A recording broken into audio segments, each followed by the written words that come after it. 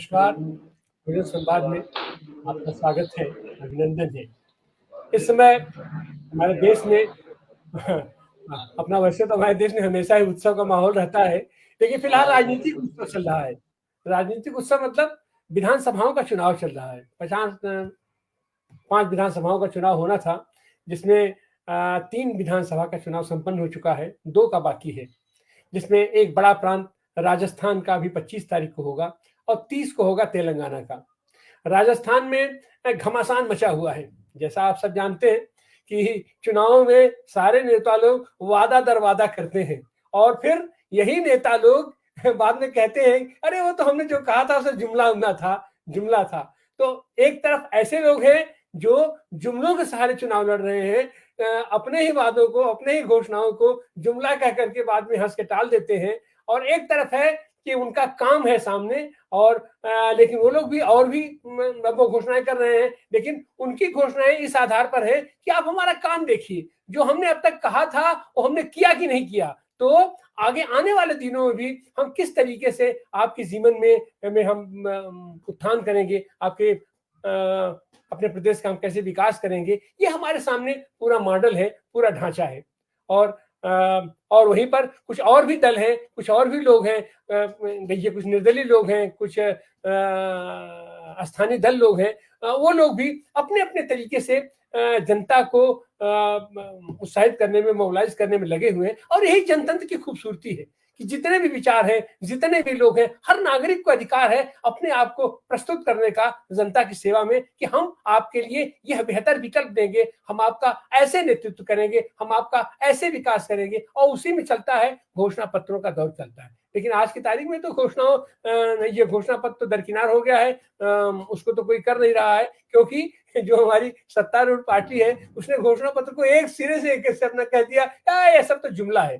तो लेकिन अभी फिलहाल जो चुनाव होने वाला है, आज वहां पर ये चुनाव प्रचार बंद हो गया, लेकिन चुनाव प्रचार बंद होने के बाद भी जिस तरीके से ये लोग छलछन तरीके से अंतिम समय तक कोशिश करते हैं कि हम कैसे प्रभावित करें, ईडी भेज देंगे, आप तरह तरह के हथकंडे अख्तियार करेंगे। और इस समय भी जब चुनाव प्रचार बंद हो गया है तो राजस्थान के ठीक बगल में मथुरा में आज इनका धार्मिक आयोजन हो रहा है और वहां भी इस समय मोदी और योगी जी का भाषण चल रहा है। और जाहिर सी बात है कि अगर उनका भाषण चलेगा तो इनकी गोदी मीडिया, जो कि 50 की मात्रा में उनकी खरीदे हुए चैनल है, वो सारे लोग लाइव प्रसारण करेंगे और कल और परसों तक वो लगातार बार बार इन चीजों को वो प्रसारित करते रहेंगे। लेकिन इस सब के बावजूद चुनाव आयोग के कान पर जू नहीं देखती है। कान पर जू क्या रहेंगे कि आनंद तिवारी अगर कुछ कह देगा तो अपना फट से ईडी का उसको छापा हो जाएगा।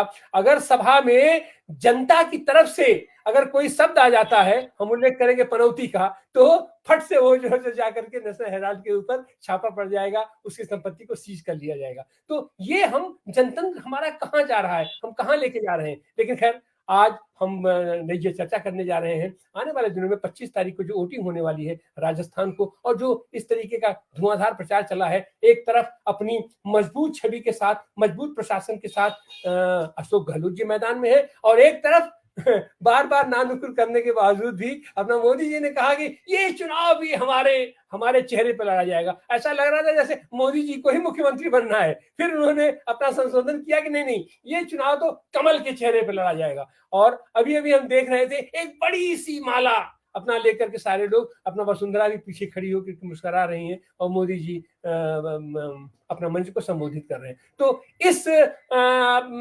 धमाचौगड़ी के बीच राजस्थान में आज चुनाव प्रचार बंद हो गया और कल का दिन स्थिर रहेगा। कल का दिन एक दिन अपना लोग अपना बूथ मैनेजमेंट करते हैं और परसों सुबह से वहां वोट पड़ना शुरू हो जाएगा और वो बक्से में बंद हो गया है, जिसकी काउंटिंग 10 तारीख को होगी। अब 10 तारीख को देखते हैं जनता का क्या फैसला होता है। लेकिन हम उस पर अपनी चर्चा करने के लिए आपके सामने उपस्थित है। हमारे साथ ये राजस्थान के वरिष्ठ ये समाज सेवी और खासकर के ट्राइबल एक्टिविस्ट ये कैलाश मीणा जी हैं। आपका स्वागत अभिनंदन है। और हमारे साथ है ये समाजवादी चिंतक और मध्य प्रदेश में एक समय समाजवादी विधायक पार्टी के ये दल के नेता रहे डॉक्टर सुनीलम, जो अभी अभी राजस्थान के दौरे से भी लौट के आए हुए हैं। तो आपसे बेहतर कौन हो सकता है?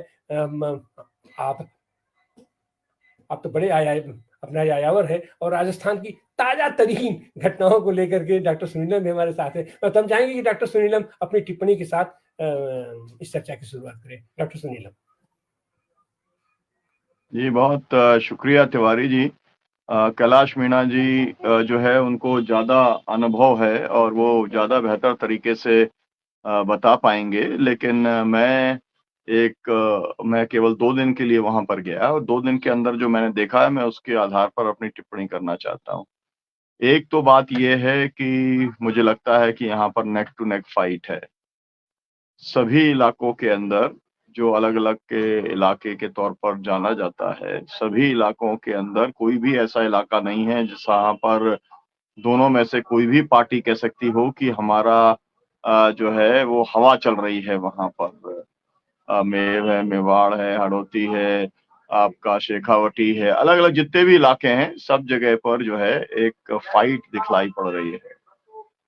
दूसरी बात जो ऑब्जर्वेशन मेरा है वो ये है कि लोग जो है वो चल रहे हैं थे, मतलब जब शुरुआत हुआ था चुनाव का तो लोगों को लगा था कि भाई यहाँ तो बदलाव होता है तो बदलाव होगा, लेकिन धीरे-धीरे काफी इम्प्रूव करने का काम किया है। अब इसको लेकर के दोनों तरफ का दावा है कि किसने इम्प्रूव ज्यादा किया है, मतलब कांग्रेस ने इम्प्रूव किया है ज्यादा या बीजेपी ने इम्प्रूव किया है। दोनों तरफ से कुछ बॉटलनेक्स हैं। वो बॉटलनेक है एक कांग्रेस के अंदर जिस तरीके की गुटबाजी है, ऊपरी तौर पर वो गुटबाजी समाप्त कर दी गई है, साथ फोटो खिंच रहे हैं। लेकिन जो है आपका जो है कैलाश जी, आपका कैमरे में कुछ ना कुछ किसी का आपका हाथ आ रहा है ना, इसलिए आप कैमरे को एक ही जगह पे स्टेबल कर दीजिए आप।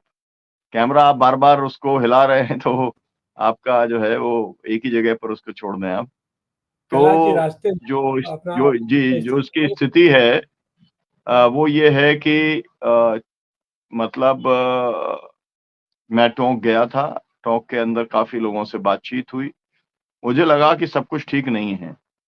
सब कुछ ठीक नहीं है का मतलब ये है कि हालाँकि सचिन पायलट को जीतने में कोई तकलीफ नहीं है, मुझे लगता है। वहाँ पर जो कैंडिडेट लड़ रहे हैं वो स्थानीयता का मुद्दा उठा रहे हैं, तो एक बड़े नेता के सामने स्थानीयता का मुद्दा कोई काम करता नहीं है। और वहाँ पर जिस तरीके का इक्वेशन है उसके अंदर मतलब जो है जो मुस्लिम पॉपुलेशन है, गुर्जर पॉपुलेशन है और दलित पॉपुलेशन है, जो कि एक तरीके का बेस है उनका खुद का, वो 1.25 लाख के ऊपर है, 2.5 लाख में से। तो अब ये ज़रूर हो सकता है कि पिछली बार की जो लीड थी, 54,000 की जो लीड थी, उसमें से कितनी रहती है, बढ़ती है, कम होती है। ये एक अंतर आ सकता है, अन्यथा उनकी जीत में प्रॉब्लम नहीं है, लेकिन वहाँ पर जो मैंने देखा वो नाराज़गी है गुर्जरों के अंदर और वो नाराज़गी अशोक गहलोत से है। वो नाराज़गी हाई कमान के को लेकर के है या अशोक गहलोत के जो रुख को लेकर के है, ये तो चुनाव के नतीजे से 3 तारीख को मालूम हो पड़ेगा। दूसरी तरफ जो है भारतीय जनता पार्टी भी पूरी तरीके से बटी हुई है। इसमें तो जो है जो मुख्य वहाँ के लीडर हैं वसुंधरा राजे को आइसोलेट कर दिया गया, इग्नोर कर दिया गया। लेकिन जब ये बात दिख गई कि वो बिल्कुल एक तरीके का विद्रोह की स्थिति में आएँगी, तो फिर जो है उनके 40-50 लोगों को टिकट देना पड़ा। और इस बीच में उन्होंने अपने कई सारे कैंडिडेट्स जो है उनको निर्दलीय लड़ाने का काम किया है और उसमें से तमाम लोगों के जीतने की संभावना भी है।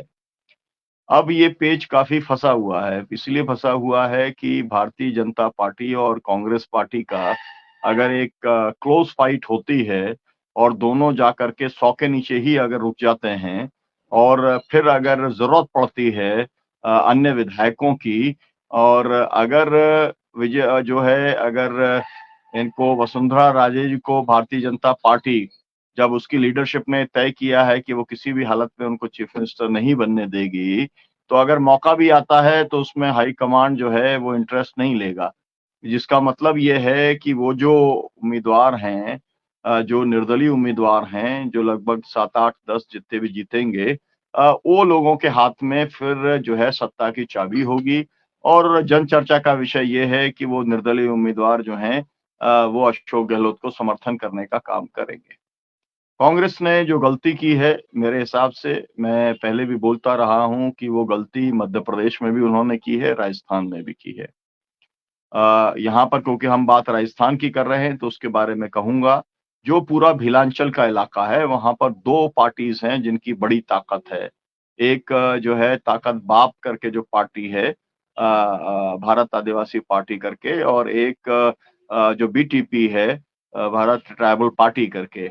ये दोनों की बड़ी ताकत है, और बड़ी ताकत का मतलब ये है वो सीमित ताकत है, उसी इलाके के अंदर ताकत है। लेकिन वो इस समय भाजपा से कड़ा मुकाबला करने का काम कर रहे हैं। तो हम ये मान के चलते हैं कि इन दोनों पार्टियों को कुछ ना कुछ सीटें आएँगी, और जितनी भी सीटें आएँगी उनको शायद अशोक गहलोत जो है मैनेज बेहतर ढंग से कर पाएँगे। भाजपा के मतलब जो भी उम्मीदवार होंगे, दावेदार होंगे उनकी तुलना में, तो वो प्लस रहेगा। लेकिन उन्हें कुछ सीट देकर के एक एडजस्टमेंट हो सकता था। सबसे ज़्यादा जो क्लेम है वो सीपीआईएम का था। उनके 2 सिटिंग एमएलए भी थे, और उनकी ताकत 2-4-10 जगह पर अच्छी ताकत है, अच्छे आंदोलन हैं, उनके पास लीडरशिप भी है।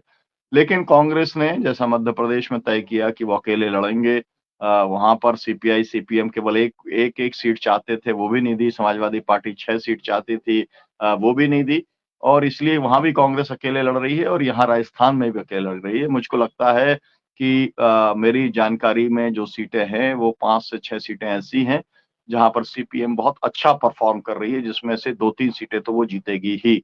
तो लेकिन इसके अंदर एक पॉज़िटिव एस्पेक्ट ये है कि ये लोग जो तीनों पार्टियों के मैंने नाम लिए, ये पार्टियाँ मतलब मोर और लेस कांग्रेस को सपोर्ट करने का काम करेंगी।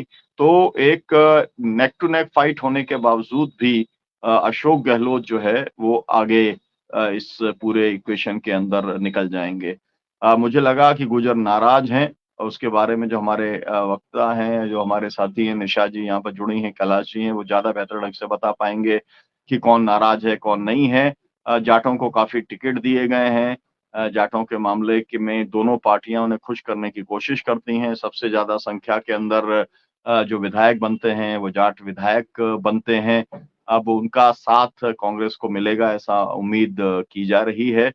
तो हम मोटे-मोटे तौर पर अगर हम ये देखें कि जो माहौल बिगाड़ने की कोशिश जिसका तिवारी जी उल्लेख कर रहे थे, आखिरी दिन तक, मैं कल भी जयपुर में था, जयपुर में भी 1-2 मोहल्लों के अंदर वो कोशिश हुई।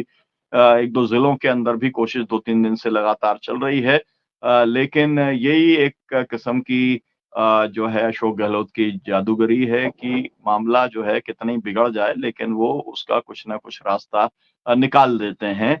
तो इस समय वस्तु स्थिति ये है, और 7 गारंटी जो हैं, उसमें मुझे लगता है कि 25 से 50 लाख वाला जो चिरंजीवी बीमा योजना वाला जो किया है, जिसमें स्वास्थ्य को लेकर के है, तो सातों गारंटियाँ जो हैं वो आकर्षक गारंटियाँ हैं। उनमें से नीचे कितनी पहुँची हैं, वो हमारे जो अन्य वक्तागण हैं, जो ज़मीन से जुड़े हुए हैं, वो ज़्यादा बेहतर ढंग से बताने का काम करेंगे। लेकिन ये गारंटी जो है मोदी जी जो एक मुख्यमंत्री का चेहरा बन कर के लड़ रहे हैं, वो काम नहीं करने वाली है, क्योंकि कोई भी उनका विश्वास नहीं करेगा। किसानों से उन्होंने कहा था कि हम आय को दुगना करेंगे, वो नहीं कर पाए हैं। उन्होंने कहा था हम एमएसपी देंगे, वो नहीं दे पाए हैं। जो भी वायदे उन्होंने किए हैं किसानों से, इतना बड़ा आंदोलन चला, 732 किसान शहीद उसके अंदर हो गए। तो किसानों का भी एक आक्रोश रहेगा। मैं अपनी बात ये कह के खत्म करूँगा कि संयुक्त किसान मोर्चा ने भी एक कैंपेन चलाने का काम किया 5 राज्यों के अंदर। वो था कि कॉर्पोरेट भगाओ, भाजपा को सजा दो और देश बचाओ। मुझे लगता है कि जिन जगहों पर किसानों की अपनी पॉकेट्स हैं, जहाँ पर किसान आंदोलन सशक्त रहा है, इस अभियान का भी ज़रूर वहाँ पर असर पड़ने वाला है, क्योंकि राजस्थान के अंदर एक जीवंत जो है वो किसान आंदोलन है, और वामपंथियों की भी एक अपनी ताकत है, जिसका असर इस चुनाव के अंदर ज़रूर दिखलाई पड़ेगा। बहुत शुक्रिया तिवारी जी।